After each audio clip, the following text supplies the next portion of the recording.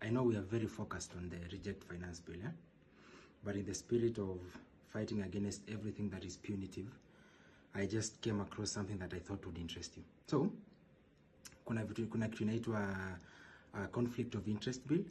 There's something called Public Officers Ethics Act and the Anti-Corruption. There's the Leadership and Integrity Act, and there's also the Economic Crimes Act, which basically limits the extent to which a public official can, on the basis of their position, influence decisions to benefit themselves or their family members. AKA, these are acts that are there to limit the powers that, a public official can influence decisions of the family. So there has been a series of amendments to the laws, to these laws that I've mentioned, to these acts that I've mentioned, that have already sailed through the Senate and are now in Parliament for debate. The amendments propose the following, So that a public officer can now be a beneficiary of any government contract and can reward such contract to himself, his or her spouse, relative, or to a corporation he has interest in. So mambo za contract ziko about to disappear.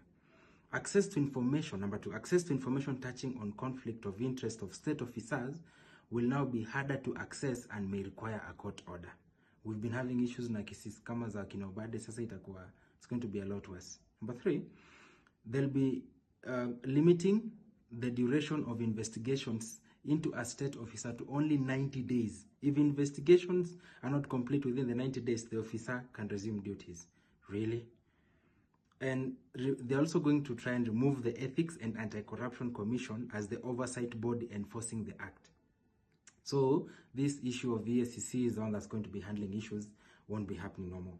So they will try and give power to respective ethics commissions in the various government agencies, such as the Parliamentary Ethics Committee, the Senate Ethics Committee, the Public Service Commission, etc. So that means that a corrupt official will be investigated by his or her colleagues.